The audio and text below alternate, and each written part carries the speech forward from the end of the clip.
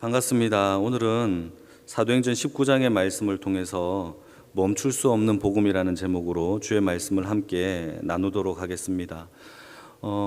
여러분 오늘 본문의 이야기가 굉장히 길었잖아요. 근데 에베소에서 일어났던 큰 사건이고 내용이 무엇인지를 우리가 전부 파악을 해야 되기 때문에 우리가 본문을 같이 읽었습니다.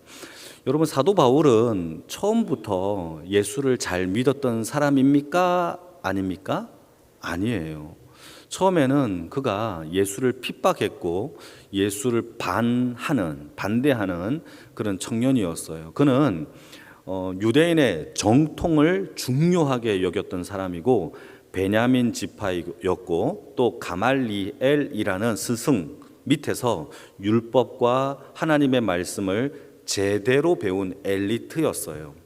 그는 예수를 믿는 사람들은 유대인의 정통과 율법에 반대하고 위협을 가하는 사람으로 여겼기 때문에 예수를 믿는 사람을 죽이는 것을 마땅히 여겼던 사람이었어요, 처음에는. 그래서 여러분, 사도행전 7장에 스데반 집사님이 순교하는 장면이 나올 때에 사도행전 8장 1절 말씀에 사울이라는 청년이 나오고 그가 스데반의 죽음에 대하여 마땅하게 여겼다라고 성경은 기록하고 있는 겁니다. 그러니까 사도 바울은 처음에는 예수를 믿지 않았어요. 그러던 그에게 엄청난 사건이 하나 등장하죠. 그것은 그날도 다메섹으로 가는 길이었고, 왜 갔느냐? 어떤 정보원에 의하여 다메섹에 예수를 믿는 사람들이 집단적으로 많다라는 이야기를 듣고 그들을 잡으러 가는 길이었어요. 다메섹으로 올라가는 그 길에 예수님의 부활하신 그 예수님이 사도 바울에게 나타나셨고, 사울아 사울아 라고 물어봤을 때에 당신은 누굽니까? 네가 핍박하는 예수다 라고 하는 그 음성을 듣는 순간 이 사도 바울에게는 예수님이 하나님의 아들이고 복음으로 죽음에서 살아나신 하나님의 진짜 아들이다라는 사실을 그가 믿게 된 겁니다. 그 이후로부터 사도 바울은 예수를 핍박하는 사람에게서 예수를 증거하고 복음을 전하는 사람으로 완전히 바뀌게 되었죠. 여러분, 그런데 문제가 생기게 되었어요. 사도 바울이 변화되고 바뀌었다 한다 할지라도 주변에 있는 사람들은 사도 바울을 바뀌었거나 변화된 사람으로 인정해 주지를 않는 겁니다. 유대인들은 오히려 유대교를 배반한 배교자라고 생각했고, 오히려 그래서 오히려 유대인들이 사도 바울을 핍박했고, 반대로 그리스도, 다시 말해서 기독교인들은 사도 바울이 간첩으로 생각한 거예요. 스파이로. 우리를 더 많이 잡으려고 예수를 믿는 척 하는 거구나 라고 하면서 교회에서도 사도 바울을 받아주지 못했어요. 그러니까 사도 바울이 어디로 가겠습니까? 갈 데가 없는 거예요. 여러분, 갈 데가 없으면 대부분 어디로 갑니까? 고향으로 내려가죠. 그래서 사도 바울도 자기의 고향 다소라는 도시로 내려가게 됩니다. 얼마 동안 지내다 보니까 거기에서 하나님의 사람이었던 바나바라는 사람이 이 다소에 있는 사도 바울을 찾아가서 권면하여 우리 함께 주의 복음을 전하러 갑시다 라고 하여 어디를 가느냐? 수리아에 있는 안디옥 교회로 가게 돼요. 여러분, 수리아에 있는 안디옥 교회는요, 이방 땅에 세워진 최초의 교회예요. 그 교회에 바나바와 사도 바울이 주축이 되어서 그 교회에서 하나님의 복음을, 예수 그리스도의 십자가의 죽으심과 살아나심을 증거하는 하나님의 말씀을 가르치는 강론을 하기 시작했다라는 사실이죠. 그렇게 되니까 수많은 사람들이 예수의 복음을 듣고 제자 훈련을 받고 또 하나님의 말씀을 가르침을 받아 이 안디옥, 수리아에 있는 안디옥 교회가 점차 번창하고 부흥하기 시작했고 선교사와 교사들을 많이 배출하는 그런 교회가 되었어요. 그 교회에서 또 하나님 앞에 열심히 말씀을 배우고 기도하는 도중에 어떤 일이 벌어지느냐? 이 수리아에 있는 안디옥 교회에 성령님이 임하고, 성령님이 임하는 중에 그 기도했던 모든 사람들에게 성령님이 똑같은 음성으로 말씀을 증거하는 겁니다. 성령님이 어떻게 말씀을 증거했느냐? 많은 사람들이 그 말씀을 들었는데 그 내용은 바나바와 사도 바울을 따로 세워서 말씀을 증거하는 복음 전도자로 파송할 것을 성령님이 명령하시는 거예요. 그래서 기도하는 도중에 많은 성도님들이 그 얘기를 듣고 바나바와 사도 바울을 따로 세워, 여러분 최초의 교회가 안디옥 교회인데 최초의 선교사로 주파송한 선교사가 바로 바나바와 사도 바울이 되어지는 겁니다. 그렇게 해서 어떻게 했느냐, 전도 여행을, 선교 여행을 떠나기 시작했던 것이 사도행전의 이야기라는 거예요. 그래서 1차 전도 여행을 떠났는데 소아시아를 중심으로 주의 복음을 전했어요. 대략 2년 동안 걸쳐서 2200km가 넘는 거리를 다니면서 하나님의 복음, 주 예수 그리스도의 복음을 증거하고 많은 교회가 세워지게 됐죠. 그리고 2차 전도 여행을 떠나게 되는데 2차 전도 여행은 3년에 걸쳐서 대략 5000km가 넘는 거리를 타고, 배를 타고 다니고 걸어 다니면서 하나님의 복음과 주의 복음을 전하기 시작했어요. 그리고 제3차 전도 여행이 마지막인데 대략 5년에 걸쳐서 6200km가 넘는 거리를 소아시아와 유럽의 모든 걸쳐서 주의 복음과 교회를 세우기 시작한 겁니다. 이게 바로 사도행전에서 등장하고 있는 사도 바울의 전도 여행, 최초의 선교사로서의 파송된 선교의 여행이었단 말이죠. 자, 질문 던지겠습니다. 여러분 혹시 아는지 싶어서, 여러분 제가 1차 전도 여행, 2차 선교 여행, 3차 전도 여행 이렇게 제가 구분을 하잖아요. 1차, 2차, 3차로 제가 구분하는 이유가 뭘까요? 뭐 때문에 구분할까요? 그 이유가 있어요. 아셔요? 모를까봐 제가 얘기해 드리는 겁니다.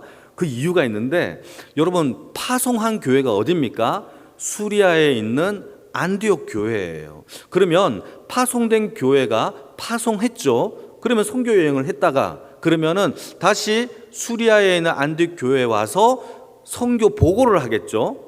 요게 1차예요. 두 번째 나가겠죠. 다시 돌아와서 선교 보고를 하겠죠. 이게 2차예요. 또 갔다가 다시 돌아오는 거죠. 이게 3차예요. 그렇게 해서 다시 안디옥 교회에 와서 선교 보고가 일어나는 이 세 번의 과정을 통하여 1차, 2차, 3차 전도 여행이 되어지는 것이 사도행전의 이야기입니다. 여러분 사도행전 18장 22절 말씀을 한번 읽어볼까요? 이게 바로 2차 전도 여행의 마지막 부분인데 같이 읽겠습니다. 시작. 가이사랴에 상륙하여 올라가 교회의 안부를 물은 후에 안디옥으로 내려가서 보고를 하고, 그러니까 22절까지가 2차 전도 여행이고 23절부터는 3차 전도 여행으로 넘어가게 됩니다. 그러니까 18장 23절부터는 3차 전도 여행이 됩니다. 자, 그러면 오늘 본문은 사도행전 19장이잖아요. 자, 그러면 사도 바울이 몇 차 전도 여행 중에 일어난 사건일까요? 3차죠. 3차 전도 여행 때 일어난 사건이고, 그리고 3차 전도 여행 때 가장 중요한 도시인 에페소라는 이 도시에 오랫동안 머물면서 하나님의 복음을 가르쳤던 역사가 기록되고 있는 겁니다. 한번 읽어볼까요? 사도행전 19장 9절에서 10절 여러분 한번 읽어주세요. 시작. 무리 앞에 이 돌을 비방하거늘 바울이 그들을 떠나 제자들을 따로 세우고 두란노 서원에서 날마다 강론하니라. 2해 동안 이같이 하니 아시아에 사는 자는 유대인이나 헬라인이나 다 주의 말씀을 듣더라. 처음에는 이 에베소 지역에도 하나님의 복음, 주의 복음을 받아들이지를 않았어요. 그래서 두란노 서원을 거점으로 하여서 2년 동안 주의 복음을 날마다 강론하고 가르치고, 아니 듣든 또 강론하고 또 가르치고, 그러다 보니 아시아에 있는 많은 사람들이 유대인, 헬라인 가릴 거 없이 하나님의 복음, 주의 말씀을 듣게 되는 역사가 일어나게 된 겁니다. 그런데 심지어 이 에베소 지역에 교회까지 세워지게 된 놀라운 역사가 일어난 거예요. 그게 바로 소아시아 7교회 중에서 에베소 교회가, 이 교회가 탄생되어진 것이죠. 그런데 여러분 별로 놀라지 않는데 이 에베소 지역에 교회가 세워졌다라는 것은 굉장히 놀랄 만한 일이에요. 왜냐? 에베소라는 이 도시는요, 절대 예수를 믿을 수 없는 그런 도시예요. 우상이 버글버글 거리는 도시였어요. 7대 불가사의의 신전이 있는 곳이 이 에페소 아데미 신전이 바로 이곳에 있어요. 여러분, 지금도 7대 불가사의의 신전 중에 하나가 바로 에베소에 있는 아데미 신전입니다. 수많은 순례자들이 에베소에 일부러 찾아가서 그곳에서 이 신전에 절을 하고 경배를 하며 방문하고 숙박하고 밥을 먹고 자면서 아데미 신전을 구경하고 순례하는 것이 그들의 삶의 순례자의 모습이었어요. 그러니까 이곳에는 당연히 이 우상, 신전을 중심으로 식당, 기념품 가게 또는 숙박시설이 굉장히 많았겠죠. 사람들은 이들을 통하여서, 순례자들을 통하여서 경제적인 수익을 창출했던 것이 바로 이 도시의 모습이었습니다. 그러니까 신전 없으면 이 도시는 폭삭망해요. 그 정도로 신전을 중심으로 수익이 엄청나게 창출되었던 도시입니다. 한번 읽어볼까요? 23절, 24절입니다. 같이 읽겠습니다. 시작. 그때쯤 되어 이 도로 말미암아 적지 않은 소동이 있었으니 데메드리오라 하는 어떤 은장색이 은으로 아데미의 신상 모형을 만들어 직공들에게 적지 않은 벌이가 하게 하였다 라고 되어 있죠. 그러니까 여러분, 우상을 만들어 신상의 모양을 만들어서 팔았던 것으로 많은 돈벌이가 되었던 도시였단 말이죠. 제가 예전에 예루살렘을 순례를 떠난 적이 있어요. 우리 목사님들과 함께 학교 다니면서 갔는데, 예루살렘에 가면 예루살렘의 황금돔 신전이 있고, 그게 성전이 있고, 이 성전을 중심으로 정말 여러분 말도 못할 만큼 여러분 웃장 아랫장보다도 더 빠글빠글하게 시장이, 그 가게들이 얼마나 많은지 몰라요. 한 평밖에 안 되는 이 가게들이 수백 개 수천 개가 다다다다다닥 붙어 있어요. 여러분, 그게 뭘 파는지 아십니까? 관광객들이 좋아할 만한 것들은 다 팝니다. 여러분, 예루살렘에서 나온 나무로 된 나무 십자가 사고 싶지 않겠습니까? 저는 사갖고 왔어요. 저희 집에 있습니다. Made in 예루살렘이라고 되어 있는 나무 십자가가 집에 있습니다. 그리고 또 유대인들이 머리에 쓰는 키퍼라고 부르는 이 키파가 있잖아요. 요것도 팔아요. 그리고 유대인들의 통짜로 짜진 옷, 그리고 양강나팔도 팝니다. 양강나팔 저 불 줄 알아요. 붑니다. 근데 그게 작으면 작을수록 싸고 크면 클수록 비싸요. 제가 그때 돈으로 $300, 미국 미화 $300, 그러니까 지금으로 얘기하면 35만 원 정도 되는 돈을 주고 샀다니까. 그때 엄청 옛날에. 그러니까 그걸 샀죠. 파피루스 아십니까? 양피지 이런 거 아십니까? 그런 것도 사갖고 왔어요. 사갖고 오고 별거 다 사갖고 왔죠. 그런 것들을 다 궁금하고 신기해서 사갖고 왔어요. 뭐 희한한 거. 그런데 여러분, 그런 것들이 주위에 빼곡하게 있는 거예요. 빼곡하게. 여러분, 예루살렘 성전에도 그렇게 있는데, 이 에페소 지역에 얼마나 많은 그 가게들, 상점들, 기념품 가게들, 또 식당들이 얼마나 즐비했을까요? 그곳에서 사도 바울이 2년 동안 머물면서 두란노 서원에서 하나님의 말씀을 듣든지 아니 듣든지 그들에게 계속 말씀을 전하면서 예수를 믿는 자들이 점점 많아지니까 문제가 한 게 생겼어요. 뭐냐? 예수가 참된 하나님이시고 이 아데미 여신은 우상이구나, 손으로 만든 신은 가짜 신이구나 라는 것을 깨닫게 되면서 사람들이 우상을 삽니까 안 삽니까? 안 사게 돼요. 순례자들이 점점 떨어질 거야 안 떨어질 거예요? 떨어진단 말이에요. 그러니까 숙박시설도, 음식점도, 가게들도 다 장사가 잘 안 되는 거예요. 그러다 보니 여러분, 이 우상을 만드는 은색장 그 사람들이 우리 물건을 안 파는 것에, 안 팔리는 것에 대하여 사도 바울이 그 모든 문제의 핵심이다라고 하면서 지역에 있는 사람들을 선동하여서 사도 바울을 죽이려고 마을 사람들을 선동하는 사건이 오늘 본문에 벌어지는 겁니다. 25절에서 28절인데요. 천천히 한번 읽어볼까요? 긴 본문인데 한번 읽어보겠습니다. 시작.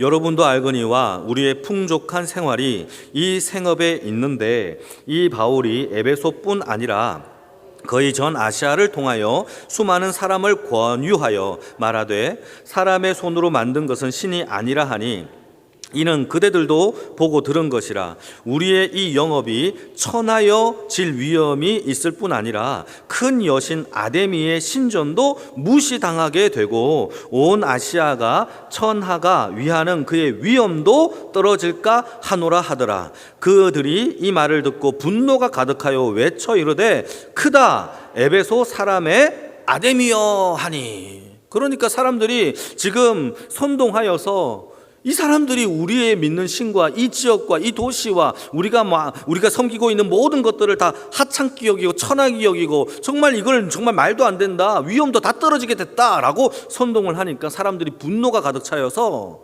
일제히 어디로 모였느냐? 에베소에 있는 공연장 중심에 있는 공연장으로 모여서 여기에는 수많은 백성들이 모여서 연극도 하고 거기에서 여러 가지 결정도 하고 투표도 하는 그런 공연장에 모여서 거기에서 2시간 동안이나 이 위대한 아데미여 아데미여 아데미여 그러면서 2시간 동안 큰 소리로 외치고 있었던 거예요. 그런데 성경에 기록되기를 그 와중에 그 에베소에 있는 많은 백성들이 공연장에 모였는데 그 중에 절반이 자기가 왜 왔는지를 모른 채 와서 그렇게 소리를 지르고 있다라고 성경은 기록하고 있는 거예요.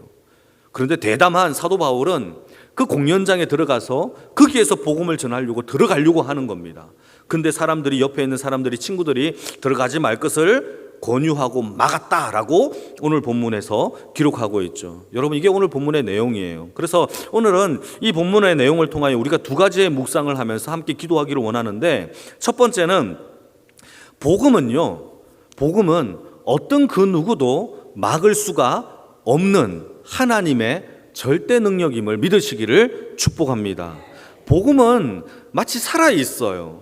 생명이 살아있는 것처럼 복음도 살아있어요. 우리 안에 복음이 있으면 이것은 절대 멈출 수 없는 하나님의 능력이 나타난다라는 사실을 믿으시길 축복합니다. 세상 앞에 쭈글쭈글해 있지 않아요. 복음은 그렇지 않아요. 만약에 그런 복음을 갖고 있다, 세상 앞에 쭈글쭈글하다, 아무에게도 복음을 증거할 수 없고 그 복음에 대하여 자랑도 못한다, 그렇다면 그건 가짜 복음이에요. 내게 능력이 없는 거예요. 죽은 거예요. 여러분 믿음도 행함이 없는 것이 죽은 것처럼 우리의 능력이 없는 복음은 죽은 복음이에요. 여러분 복음은요 절대 그럴 수 없어요. 한번 읽어볼까요? 19장 21절 말씀인데 같이 한번 읽어볼까요? 시작. 이 일이 있은 후에 바울이 마게도냐와 아가야를 거쳐 예루살렘에 가기로 작정하여 이르되 내가 거기 갔다가 후에 로마도 보아야 하리라 하고. 여러분 에베소 지역에 복음을 전하다가 얼마나 많은 핍박이 일어났습니까? 그럼에도 불구하고 사도 바울은 이 핍박과 이 고난과 이 죽을 위기가 걱정이 안 돼요. 오히려 이 핍박을 받는 중에 다음에는 어디 가서 복음을 전해야지 이걸 고민하고 있는 사람이에요. 여러분 이게 이해가 되십니까? 이게 이해가 되시나요? 여러분 어딜 가도 복음이 쉽게 전해진다? 이거는 그러지 못해요. 어디에 가도 복음이 쉽게 전할 수 있는 게 아니에요. 왜냐하면 세상 사람들은요 이 세상의 주관자인 이 악한 영들에게 잡혀있는 그곳에 하나님의 복음을 전하는 것이 쉽다? 그렇지 못해요. 그럴 수가 없어요. 그러니까 어떤 일이 벌어지느냐, 세상 사람들이 아니면은 악한 영들을 사로잡혀 있는 세상 사람들이 예수를 믿고 전하는 사람들을 핍박하고 오히려 죽을 위기까지 이게 같이 가는 것이, 그것이 복음을 전하는 자들의 당해야 되는 수모예요. 여러분 그때에 아이고 힘드네, 아이고 힘들어요, 못하겠네 그러면서 포기합니까? 아니에요. 포기하지 않고 내가 거기도 갔다고 또 다른 곳에서도 또 주의 복음을 전해야 되겠다라고 마음의 결정을 하는 것이 사도 바울이 가지고 있는 이 마음이라는 겁니다. 여러분 이게 복음의 능력이에요. 이게 사도 바울의 능력이 아니라 복음 안에 있는 하나님의 능력이 사도 바울을 통하여 나타났다라는 것일 뿐이지, 이거는 하나님의 전적인 복음의 능력인 줄 믿으시기를 축복합니다. 그거예요.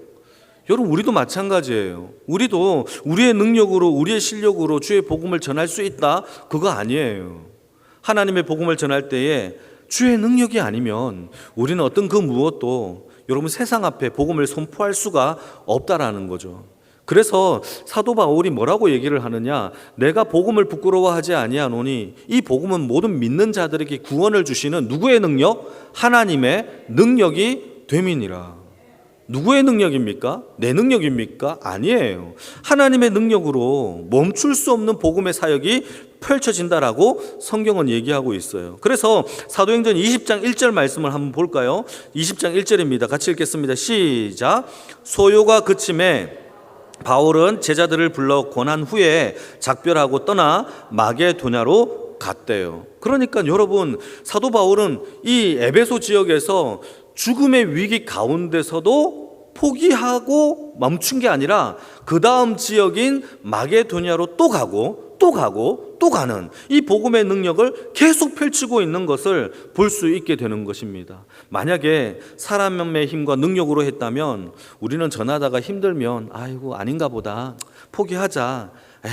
나를 고소하고 나를 핍박하고 나를 죽이려고 하는 사람들이 40명이 이게 결사대가 만들어져서 나를 막 위해한다고 한다면 그래요, 이제 포기할게요, 이제 안 할랍니다 라고 하겠죠. 근데 그러지 못해요.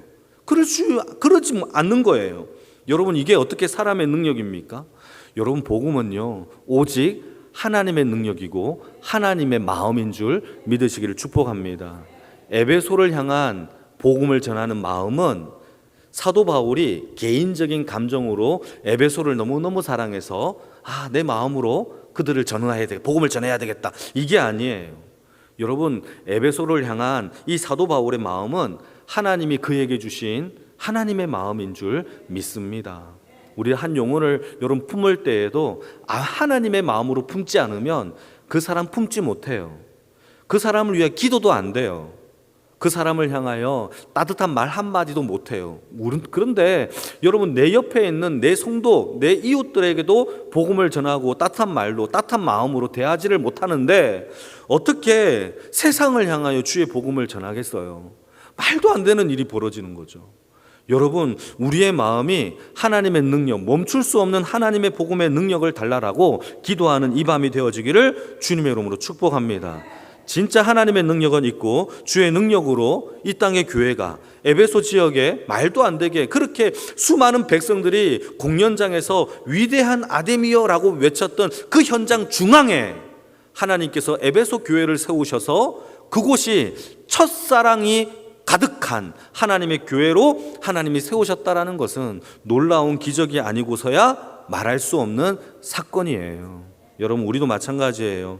우리 안에도 여러분 죽음의 위기와 아픔의 위기가 있다 한다 할지라도 아버지의 사랑으로, 아버지의 능력으로 복음을 증거하는 그런 교회와 가정이 되어지기를 축복합니다. 또 한 가지는 우리가 복음을 전하면 예수를 쉽게 믿을 거라고 착각하면 안 돼요. 절대 그럴 수 없어요. 그래서 두 번째는 우리가 복음을 전하는 곳에 적지 않은 소동도 함께 일어난다라는 사실을 우리는 기억하고 감안해야 됩니다. 여러분, 23절인데요. 같이 한번 읽어볼까요? 23절입니다. 시작. 그때쯤이 되어 이 도로 말미암아 적지 않은 소동이 일어났대요. 에베소 지역에 난리가 난 겁니다. 여기서 말하고 있는 도라는 것은요, 이때 사용한 도는 원래는 헬라 말로 길도자예요. 길, 로드, 길, 대로변 할 때 그 길인데 어떤 길이냐? 복음의 길이에요. 복음의 길. 그러니까 사도 바울이 복음을 전하여 예수의 길을 전했더니 어떤 일이 벌어졌습니까? 적지 않은 소동이 일어났대요. 소동이라는 단어는 헬라 말로 원래 뜻이 무슨 뜻이냐면은 무질서, 대혼란, 이런 뜻이 바로 소동이에요. 그러니까 예수의 복음을 전함으로 인하여 그 도시가 대혼란, 무질서 가운데 놓여졌다라는 것이 성경의 이야기입니다.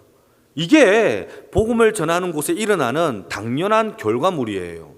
우리는 복음을 전하면은 다 쉽게 믿을 것 같고 왜 안 믿지? 이렇게 하고 쉽게 포기하는데 여러분, 그럴 수가 없어요.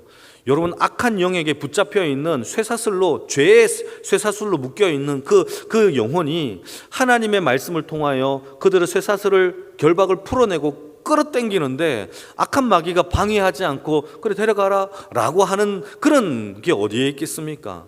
여러분, 내가 돈 주고 산, 내가 죄를 주고 산 내 노예가 풀려나는데 그걸 막지 아니하는 죄의 주인이 어디에 있겠습니까? 분명히 맞겠죠. 그러니까 소동이 일어날 수밖에 없는 거예요. 그런데 에베소 지역에만 이런 소동이 일어나느냐? 아니에요. 복음을 전하는 모든 지역에 동일한 이 소동들이 일어나는데, 읽어볼까요? 사도행전 19장 26절 말씀이에요. 같이 한번 읽겠습니다. 시작. 이 바울이 에베소뿐 아니라 그의 전 아시아를 통하여 수많은 사람을 권유하여 말하되 사람의 손으로 만든 것은 신이 아니라 하니 이는 그대들도 보고 들은 것이라. 모든 지역에 이런 복음을 전하고 모든 지역에 사도 바울을 대하여 반립하고 그 반목하는 현상들이 일어났다라는 것이 성경의 이야기예요. 여러분, 하나님의 말씀이 전해지는 그곳에 우리를 반대하고 우리를 위해하는 일들이 당연히 일어난다라는 사실을 우리는 기억해야 합니다. 왜냐하면 우상을 만들어 팔았던 은장색이 자기의 수입원이 떨어진 걸 보고 아데미 여신이 정말 그 천하게 되어지는 것이 안타까워서 반란을 일으키는 게 아니라 내 수입원, 나의 어떤 풍족한 생활이 이제 끝나는 것에 대한 차질이 생기는 걸 보고 화가 나요. 사도 바울에 대하여 큰 소동과 반목의 현상들이 일어나는 거예요. 여러분, 이러한 일들로 여러분 예수를 전하는 이 사도 바울의 일행들은 어딜 가나 힘들었고 매를 맞았고 어쩔 때는 감옥에 갇혔고 어쩔 때는 도망쳐야 했던 이런 일들이 벌어졌다라는 겁니다. 그래서 예수님도 마찬가지예요. 예수님도 복음을 전하는 일에 대하여 우리에게 뭐라고 설명을 하고 있느냐? 한번 읽어볼까요? 마태복음 10장 34절 35절 같이 읽겠습니다. 시작. 내가 세상에 화평을 주러 온 줄로 생각하지 말라. 화평이 아니요 검을 주러 왔노라. 내가 온 것은 사람이 그 아버지와 딸이 어머니와 며느리가 시어머니와 불화하게 하려 함이니라. 복음이 전하는 그곳에 가족조차도 여러분, 이 화평이 아니라 검이 되어 서로 반복하는 일들이 일어나는 것이 정상적이라는 사실이에요. 그런데 여러분, 우리가 전하는 복음이 이 세상에 복음을 전했는데 세상에서 아무런 갈등이 없다, 아무런 반복 현상도 일어나지 않는다, 소동도 일어나지 않는다, 그렇다면 그 복음이 이상한 복음이에요. 그런 복음은 있을 수가 없어요.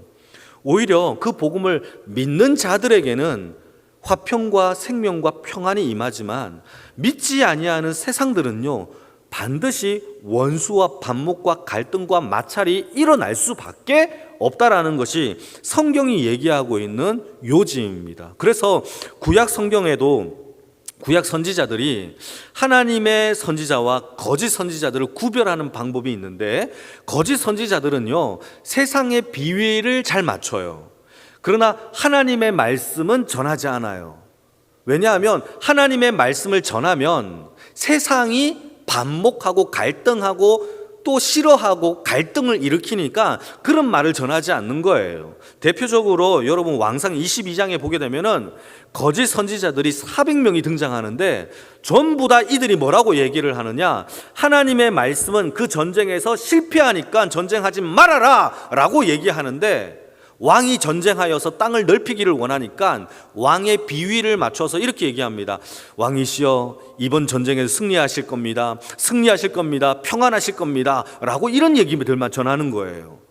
여러분, 이게 바로 거짓 선지자들이 세상의 비유를 맞추고 왕의 비유를 맞추는 거예요. 여러분, 예레미야 28장에도 하냐냐 선지자가 나타나는데 그가 하는 말이 뭐냐 하면은 세상을 향하여 평안하다 평안하다, 너희들은 이 땅이 절대로 망하지 않을 거야. 북이스라엘 남쪽 유다를 하는 천다 할지라도 우리 땅은 절대 망하지 않을 거야 라고 얘기를 하는 것이 바로 거짓 선지자들이에요. 그러나 하나님의 메시지는 뭡니까? 망하니까 회개하라는 거예요. 회개하라라고 얘기하면 사람들이 싫어하니까 그 회개하라라는 얘기를 안 하는 거예요. 여러분, 세상을 향하여 반목하고 세상에 비유를 맞추는 것이 아니라는 사실을 우리는 기억해야 한다라는 사실이죠. 여러분, 다윗 왕이 밧세바의 아내를 간음을 하고 죄를 저지르고 난 다음에 완전 범죄를 꿈꿨어요. 그때에 다윗 왕이 꽁꽁꽁꽁 자기의 죄를 숨겨놓았던 그 죄를 덜 추워낸 선지자가 한 명이 있어요. 그 사람이 나단 선지자예요. 여러분, 다윗의 그 상황을 보게 되면 자기의 충신 우리야를 죽였어요. 다윗이 이 자기의 요압 장군 부하에게 시켜서 우리야를 죽인 장본인이 누구냐? 다윗이에요. 꽁꽁 숨기고 싶었던 죄란 말이에요.